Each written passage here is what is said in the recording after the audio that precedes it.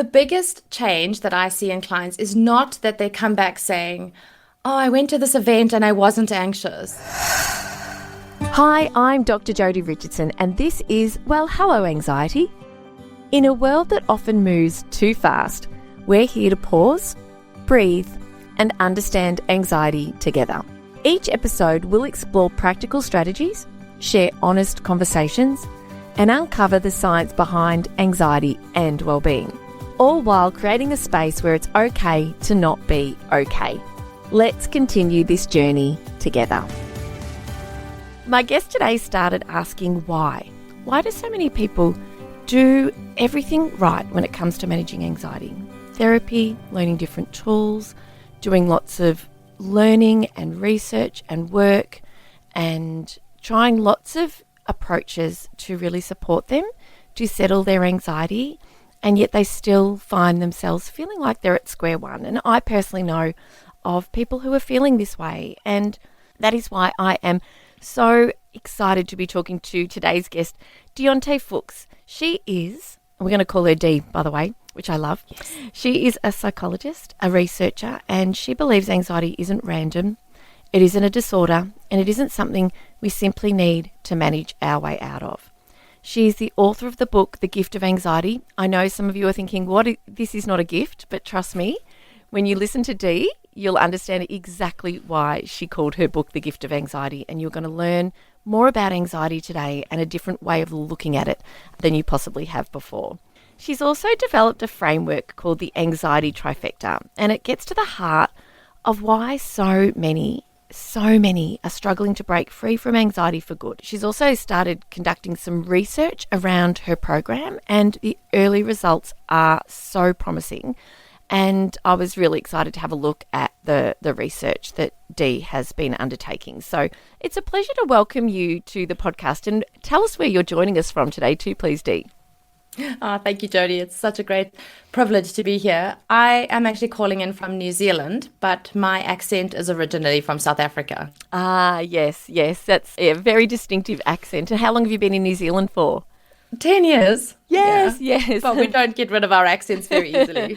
No, that's right. It's kind of in our DNA, isn't it? So it's the way we learn to pronounce words, and it's a wonderful accent. No, well, thank you very much, Dee, for joining us. And I wanted to start by asking you talk about people doing really good work on anxiety, but still ending up at the beginning. And I know a lot of listeners will be listening to us and thinking, yes, that's me. I feel like I've tried everything. I've left no stone unturned, but I still feel so stuck and so anxious, and it feels like it's really holding me back. So tell us more about what's actually been missed. I think there are a few things that get missed, but most predominantly, I would reckon it has to do with the fact that we pathologize anxiety.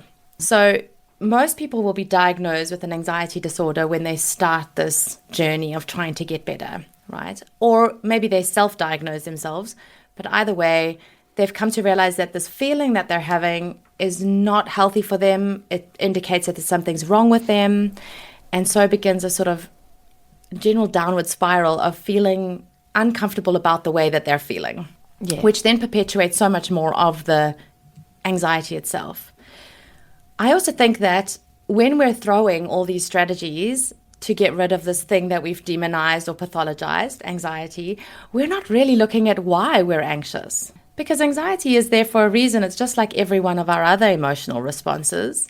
And just as emotional response suggests, it's responding to something.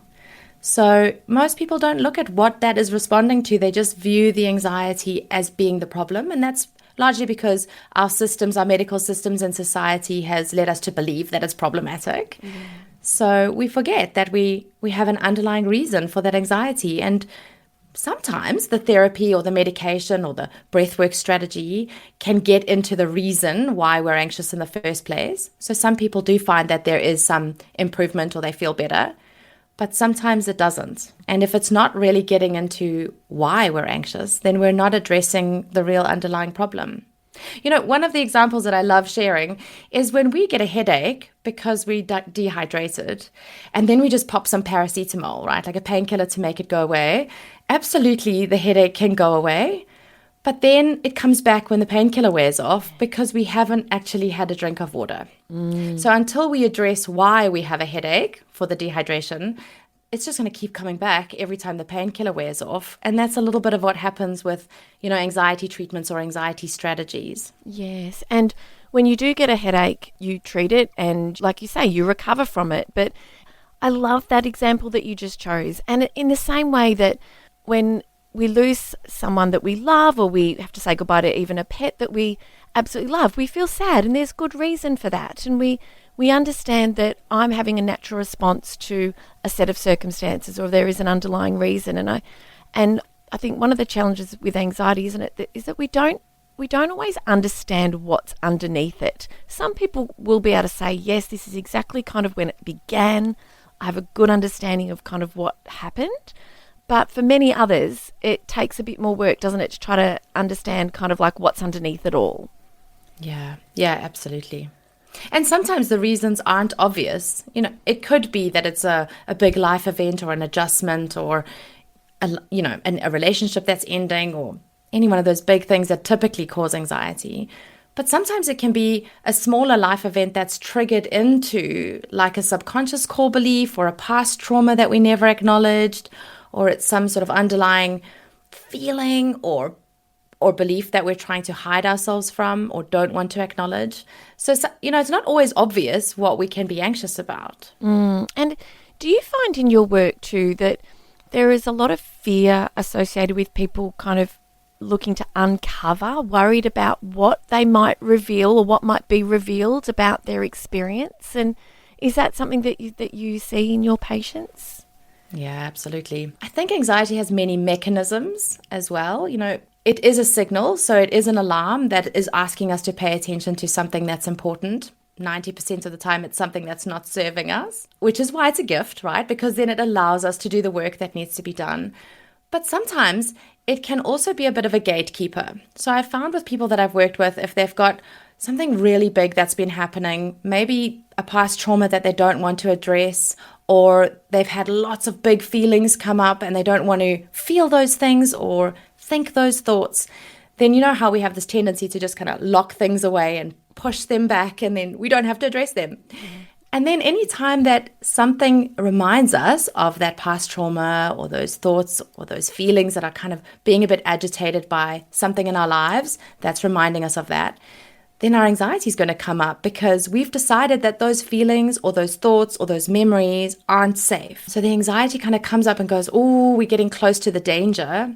It's asking you to pay attention. But over time, it also becomes a mechanism that keeps us safe from that stuff, because now you become really involved in trying to figure out the anxiety so we don't have to deal with the stuff that's underneath. And often I find when people have done that work of addressing the anxiety and it actually starts to subside, then other feelings start coming up: rage, real sadness, trauma memories. The real work begins. The real work begins, yes. And if you're listening and this is resonating with you, and I know it will be with so many of you, that it's not easy. It's not easy. My background, but my anxiety, I understand yours was identified in your mid-20s or thereabouts. Yeah. Is that right? Yeah, it was the same for me. And in fact, when I share my story, I'm a speaker, so I go out to workplaces and schools and speak about anxiety and well-being. And when I share my story, a lot of people will come and say to me over the years, actually, mine really mirrors yours. And that's first step towards people kind of having a bit more insight into kind of what their journeys looked like. But essentially, I was diagnosed with major depressive disorder.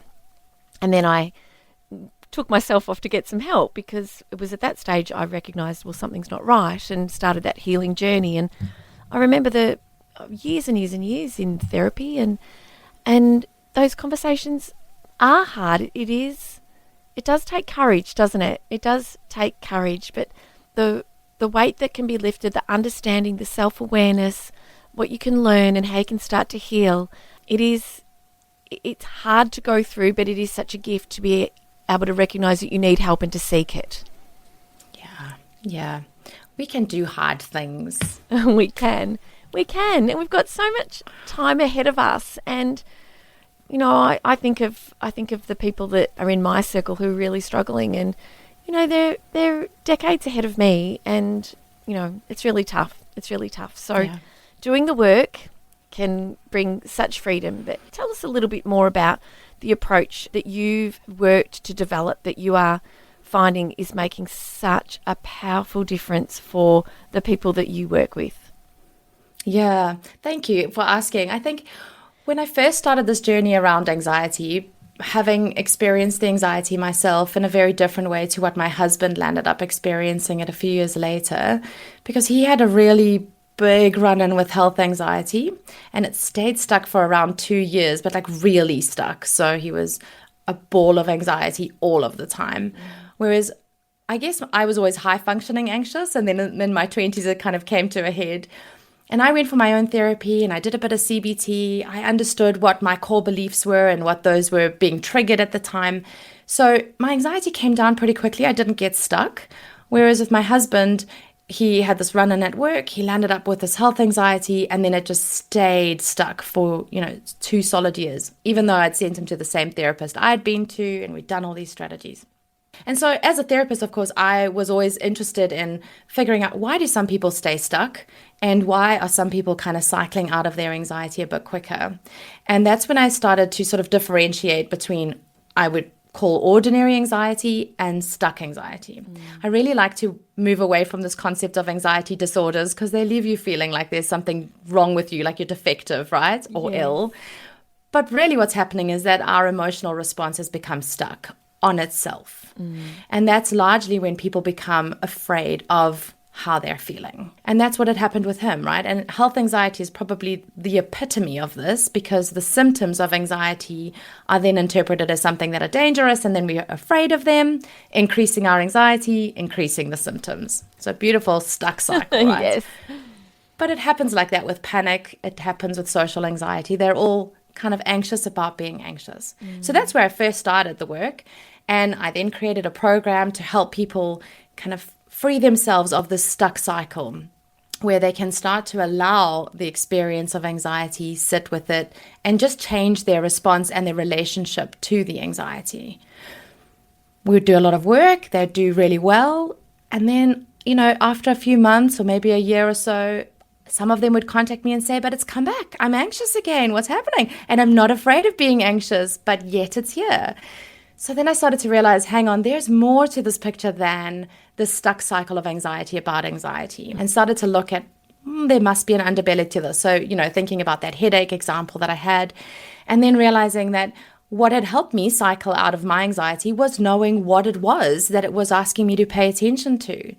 And if I thought about it really hard about my husband, we came to realize that the same thing had happened for him. This huge work run-in that he'd had actually highlighted his own core beliefs of failure and feeling like an imposter. And that's what had caused the anxiety. So some of the healing that has to happen needs to address the reasons that anxiety has come up in the first place.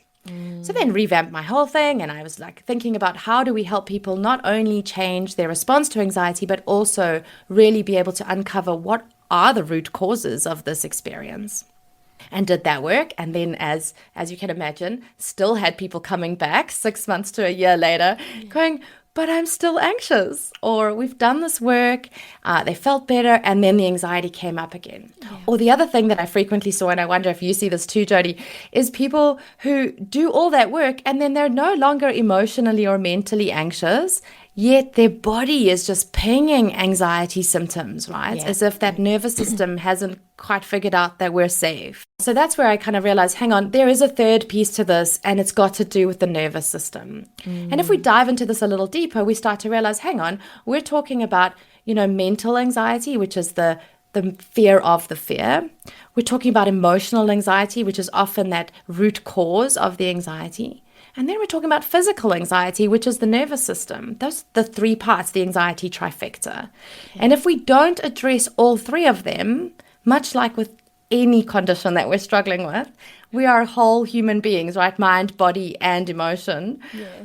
We have to do all parts of that. Otherwise, we're going to have one of those parts still staying stuck or still needing attention. And until you've addressed all three, it potentially cycles back. Yes. Oh, it can. And it does. And, I called the podcast, Well, Hello, Anxiety, because for me, one of the most powerful things to change my relationship with anxiety, which is something you said earlier, was to be more accepting of all of my emotions as they come and go. And I shared with you off air before that I've got some challenges in my family at the moment. And, my dad's in hospital and his health is declining. And I've got, one of my kids is messaging me saying, please, can you come and pick me up from school? I'm not feeling well. And I'm like, well, I can't do that. And so I'm just accepting that here today, recording this with you, that I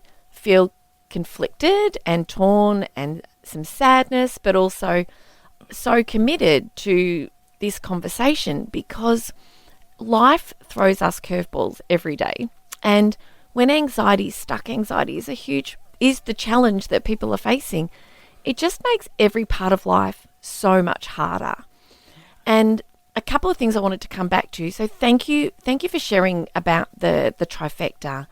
For listeners joining us today who haven't listened to this podcast before, welcome. If you are new or haven't listened to your podcast as well, Dee, and are on their journey to start learning more about their anxiety, can you share a little bit more, just before we move forward, about the alarm and describe that, what's happening actually in the brain and the body? So for a listener who's like, okay, I need a little bit more context here, can we go back before we go forward?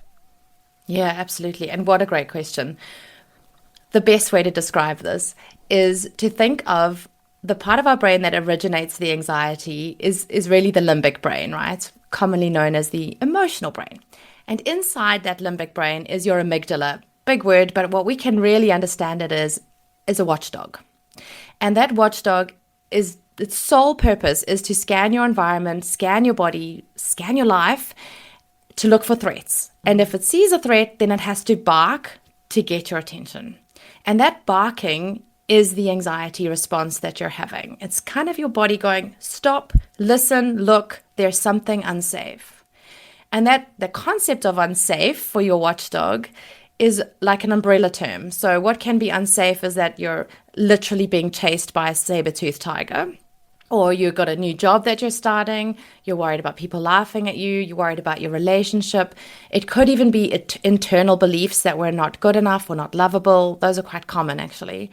It could also be physical symptoms in your body. If you've got a health condition or something that's happened and your brain is paying attention to that, then your anxiety alarm can go off. It could even be a physiological thing like we've got a deficiency in iron, right? So iron takes the oxygen to your blood cells. Your body recognizes there's not enough oxygen. There's an anxious state that happens because of that. So at its core, it's the most basic, rudimentary alarm system that you can find. It has no ability to rationalize about what's happening, to think it through, to figure out if it really is a threat. It just sees the threat and then rings the alarm, which is the bark. And then it's our job to pay attention and see, are we safe or are we not? Do we need to do something about this? Do we need to address it? And then to respond. Oh, such a great metaphor. And it's so easy for people to make sense of it. And what happens is the physiological changes that occur as a result of the barking, because the brain says there could be danger. We need to prepare ourselves to fight or punch or kick or run or sprint or whatever it is, because danger is, like you said, it's rudimentary. It doesn't know that you've opened your inbox and there's 100 unread emails, or literally whether or not you are unsafe in your own home. And so it's that kind of response. And something else that you mentioned earlier was that alarm can switch on because of a whole range of different reasons. And sometimes the reason could be that you need to make a big decision about something. There's an opportunity. There's something that you're really excited about, but also something that there's uncertainty around. And also it shows up around the things that we care about. I said something recently, actually, Dee, that I hadn't said before, and one of my friends kind of came back to it. I said I was about to speak at a school, And she said, "Oh, how are you going today?" I said, "I'm appropriately anxious." Yeah, And brilliant. yeah, and because the aim is not to get rid of anxiety. The aim is not to, we need it. It's protective. It is, like you say, it is a signal. It is a response to something. And sometimes it's very clear and easy. I'm about to speak to a whole room full of people, or I am in a relationship I'm not happy in anymore and I know I need to make a break. Sometimes we understand, but there can be quite a bit of work in uncovering more about kind of what's underneath it. But so important, otherwise it'll just keep coming back. Yeah, absolutely. And when it gets stuck, it's as if the watchdog saw its own tail and then decided it has to start chasing that and barking that. So that's when we see the symptoms of anxiety or the experience of it, and then that becomes the threat that the watchdog is going to bark about. Oh gosh, so good, so good. One of the things that you've talked about is this fear loop and this anxiety about anxiety, and that can spiral into panic. We do know that. For the person that's been living with these physical symptoms, the worry, the emotions, the toll that it can take when we are stuck in anxiety, and they've been working for a long time to try to rid themselves of those feelings, what's one of the ways that you help people to start to look at it differently so they can say, well, like I do most days, hello anxiety, here we are, old friend. What's happening today? We're doing it together, but I'm kind of in the driver's seat. You're kind of in the passenger seat or in the back seat or in the boot. How do you work with people to help them kind of make that first step towards acceptance? Yeah. So I use the EASE method, which is, EASE. That acceptance that you're asking about, or allowing the anxiety, is the second step. And I think it's really important because it's really hard to allow something or accept something if you are 100% convinced it's a threat. And a lot of people kind of walk around with what I call blocking beliefs. They believe that the anxiety is doing something damaging to their body, so it is actually, physical threat to themselves. Or they believe that the anxiety, if it gets really bad, it will kind of render them useless. They won't be able to function or think properly. I had somebody tell me the other day, when they get really anxious, they worry they'll stop being able to speak English. Oh. English is their first language. So we fear that, or we fear that it's going to make us pass out. Or, the other one that's really common is that we're going to go absolutely crazy, lose it, do stuff that we wouldn't ordinarily do. So if those beliefs are sitting in the background, it's really hard to accept and allow something that you believe is going to do that. So that's why E of the EASE method is the first step. And I think what's really important here is that E stands for empower, and it means kind of understanding anxiety and what it is. So, a little bit of this conversation is going a long way towards that. Yes. Understanding that it's a watchdog and it's just a signal and it's an ordinary emotional response. But when we also understand what that anxiety was about in the first place, we can begin to cultivate a bit more compassion for the fact that we're anxious.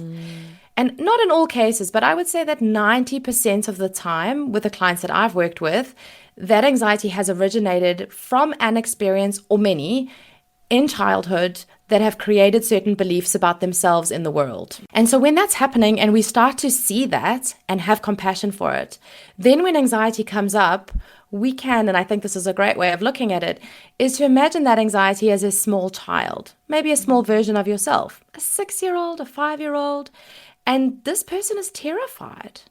So now how would we respond to a terrified child? Surely we wouldn't be like, please stop that. Here's a benzodiazepam. Can you just go and sit in the corner and be quiet? You're not coming anywhere with me.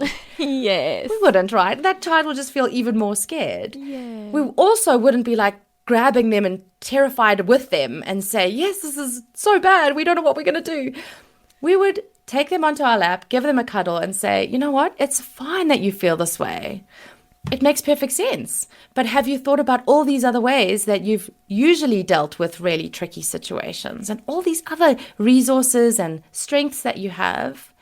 And we would reassure them in a way that doesn't just say, oh, you'll be fine, but really kind of gets into validating why they feel the way they do and giving them tools and strategies to move through the hard stuff because we believe they can. Yes. So thinking about how we respond to our anxiety when it comes up, if we can consider it in that way, then it also allows us to kind of separate from it. Because I think that's really the most important piece, is when anxiety is taken over and we're in that stuck space, it's almost as if the limbic brain is taken over and we believe everything that the anxiety is saying, all of it. But we have to take a step back and go, hang on, I'm the adult here and I have this anxious experience, or I'm having these anxious thoughts, but that's not the whole picture. So I often talk about, we can step into our anxiety bodysuit, we can wear it and become it, or we can just see it hanging there and go, okay, I don't have to step right into it. I can just go, that's coming from that small part of me. And how might I respond to that in a way that reassures the system and kind of regulates the nervous system? It's that objective and perspective, isn't it? That a little bit of distance. I'm having anxious thoughts. I'm experiencing anxious feelings. And that can take, when a person is so consumed by it and it's become very much a part of their identity, that means working with someone who can support them to get the understanding, feel more empowered, and to start to change that initial response and reaction. And I guess that's it, isn't it? Responding rather than reacting, recognizing it for what it is. This is my anxiety. Some people will give it a name. I know that that's something one of your clients have done as well. And giving your anxiety a name and not making it the enemy, like you said, that it's there to show us something. There's a part of us that needs compassion and love and kindness. And yes, and so tell us a little bit about how naming the anxiety can be helpful, because I know that that's something that a lot of people have found to make quite a difference in kind of getting that distance between I am Jodi and this is my anxiety, and we are not one and the same. Yeah, absolutely. And I think naming it is really important to separate from self, but also the name that we give it, as you said, shouldn't be sort of berating or belittling, because the anxiety isn't the enemy. So it is sometimes helpful to just name it a part of self that has come up to help you, because that's really what it is, right? Like it's a terrified part that is worried that we're not going to be acceptable. Really at the core of it, it's coming down to that more often than not. Yes. So naming it something like Anne, I've got clients that call their anxiety Anne or Andrew. It's usually something starting with an A, yes. But it doesn't have to be. It could just be like, come on, anxiety. Yes. Just name it what it is. Yes. Or just, a little part of yourself, if that feels like it resonates. Can you talk to listeners about just I've experienced it, and I know your clients experience it, the liberation that comes with, and we're only at EA, by the way, in your acronym, so I'd like to come back to the S and the E. Yeah. But before we do, because it can be frightening, it can be confronting at first, but I hope that listeners today will feel like this is really a beautiful, gentle invitation to think about it differently and to start approaching it differently, and to get in contact with you, because you have programs that can support listeners as well, or find the person that you want to work with. But just the freedom, and there's that beautiful metaphor in ACT, the dropping the rope metaphor. You're familiar with that one? This idea that it's a tug of war and you're just letting go of the rope, that the anxiety's still standing there, possibly holding the other end of the rope, but you've let go. What have you seen in your clients, and how have they conveyed that change to you? Yeah, it's huge. The biggest change that I see in clients is not that they come back saying, oh, I went to this event and I wasn't anxious. Or, I just had a client who flew all the way from Australia to New Zealand to join me for an in-person retreat here. She was on a 3-hour flight and she hadn't been on an aeroplane in decades. Wow. And she did it anxious. Yes. And she smiled all the way through the anxiety. We even had a joke that said she's either going to arrive at the airport here on our side feeling elated, or she's going to be coming out on a stretcher. But either way, she's arriving. She's one way or another, she's here. Yeah. And when we spoke about what had happened for her on that flight, she just said, it came, but I just wasn't scared of it. Yeah. I just knew it would be fine. Yes. And that's the shift. When we are freeing ourselves of anxiety, we go back to being able to feel some of the uncomfortable things and believing that we actually can just carry on with them. Yes. I mean, like today, Jodi, you're probably feeling a bit sad, a bit worried about your dad, but you're here running a podcast, right? Yeah. And for the most part, we can get on with things if we've got a headache or a slight cold, or if there's something that's made us angry. You know, we had an argument with our partner in the morning. We still get in the car and we go to work. Yeah. We feel those things and we don't feel ideal, but we're able to focus on the present moment, get engaged and do those things. Yes. Whereas when we're anxious or stuck with anxiety, there's this belief that we can't do anything until the anxiety's gone away. Yes, and it's so limiting, Dee, isn't it? It's so, and that's why I love these conversations so much, because, like you said, she did it anxious. And I hope she listens to this. And good on you. And what an example you're setting, not only for everyone in your own immediate circle, but for anybody who's listening to this conversation and who met you on the retreat. That's the thing. We can take it with us. We don't want it to be kind of, rigidly in focus right in front of us. We want to kind of move it a bit to the background, a bit like the radio playing in the background. And that's absolutely possible for everybody. It's absolutely possible. And there are probably examples everybody can think of where they've done that before. They've risen to the occasion despite whether it's anxiety, whether it's sadness, embarrassment, rejection, disappointment. I tell a story, Dee, of my daughter in COVID times when her camp was cancelled. She was in upper primary school and she was devastated. She was so disappointed, and yet the school was one of the windows where school was back. And I said to her, "Hey, we'd sat and validated, how she was feeling, and just sat with her and comforted her, and it was time to sort of get going for school." And I said, "What do you need to do?" And she said, "I need to clean my teeth. And that's kind of all I've got left. Otherwise, I'm ready." And I said, all right, sweetie, it's probably time to clean your teeth then. We probably should get going." And she said, "But I'm just so disappointed." And I said, "You can be disappointed and clean your teeth at the very same time." And she looked at me and she got up and it was like, "Oh, I never thought of that."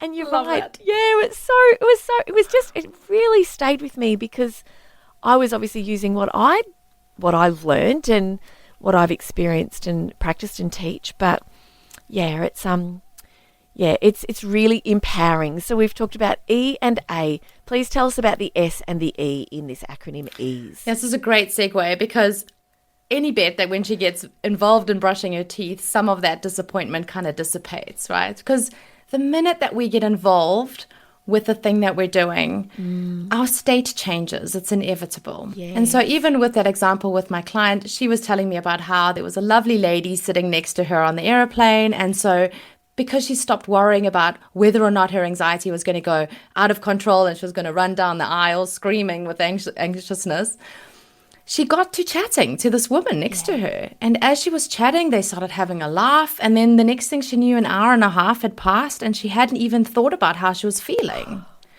And that's right there. That's the S. It's to shift our attention. Because if we're always focusing on how we're feeling and is the anxiety getting worse or better, or what is the symptom doing today? Is this strategy working? We're always paying attention to the anxiety, and what you're paying attention to is the source of your experience. Yes. I've got a beautiful day out here. So if I look outside and I see this blue sky, then the source of my experience is a beautiful day. And I feel like, oh, it's a beautiful day. But if I'm consistently looking inside into how my body is feeling and what my symptoms are doing, then the source of my experience is consistently anxiety. I can't escape it. For people, it's really, I just wrote that down. What you're paying attention to is the source of your experience. I think it's such an important message for listeners. And we do have control over our attention. We can't always control what we think, and we haven't had a chance to talk about worry. But I'd like to just ask you, if a person feels really gripped by worrying thoughts,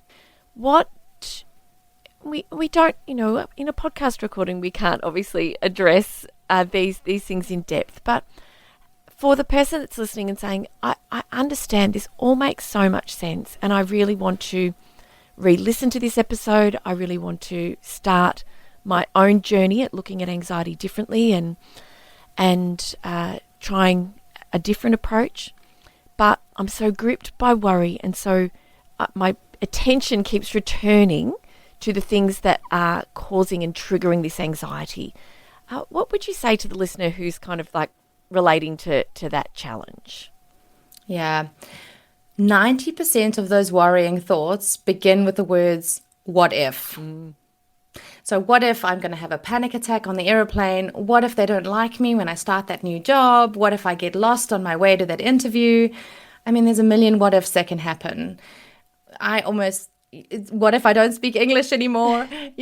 So if our anxiety and the what if questions are about something that's happening externally. So for example, what if I lose my way on my way to my interview, or what if I forget what I'm supposed to be saying on the podcast episode? Then there is something real and valid in our external environment that we potentially could do something about. So it's worth considering, can I fix this now?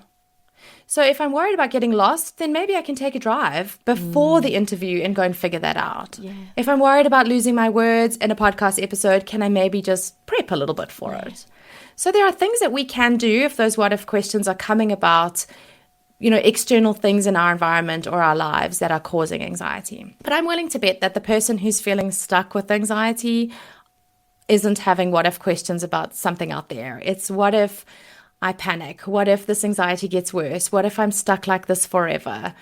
Or, what if these symptoms mean something else? Yes. And there's often very little that we can do about that because it's in that sort of stuck cycle of anxiety about anxiety. So the other thing that anxiety does with these what if questions is that it asks it, and then it's like a big black hole on the other end of that question. It's just this outcome that we must avoid at all costs. Yes.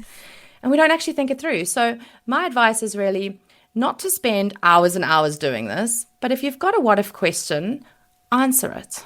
So what if you panic at the supermarket later? So what if you forget your words at the podcast episode? Yeah. So what if you get lost on your way? Yes. Right? Then we start to answer that and we realize, it's not ideal, but I'm actually not going to die. Yes. And that's really what our anxiety about. It's about, if you do this, then something terrible will happen.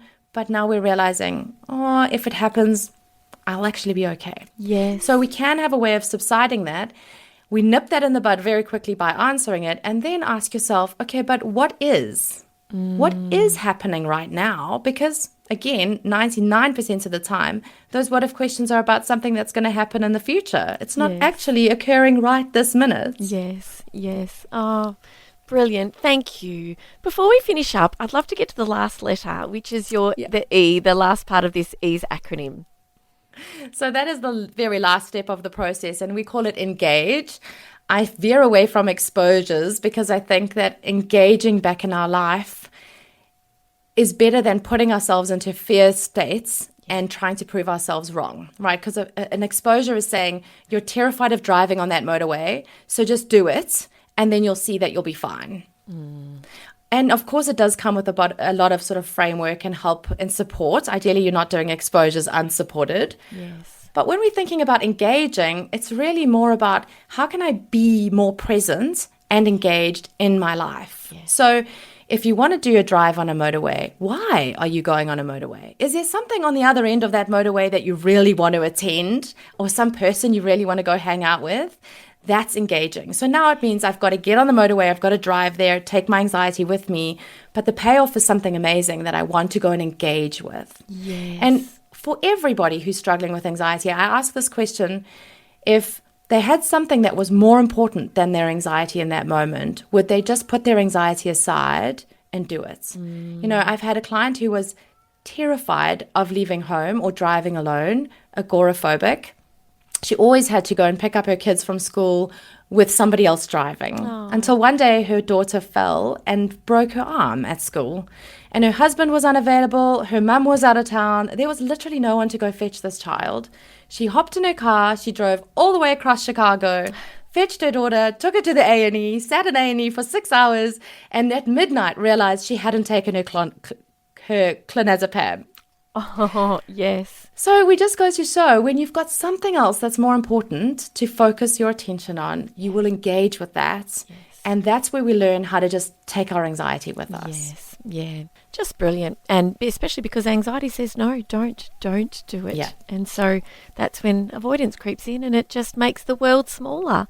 Like the client Exactly. of yours who you said just struggled to leave the house. And so, Dee, I've just loved this conversation and just the way that you describe the frameworks that you've used and developed through experience, your own, your clients, your husband's, they all just bring it together so beautifully. And I just know that listeners will take so much from this episode and will be very keen to know how they can work with you, especially if they are in Australia or around the world in other countries. We have listeners all over. So how can people connect with you, find you, and how can they work with you?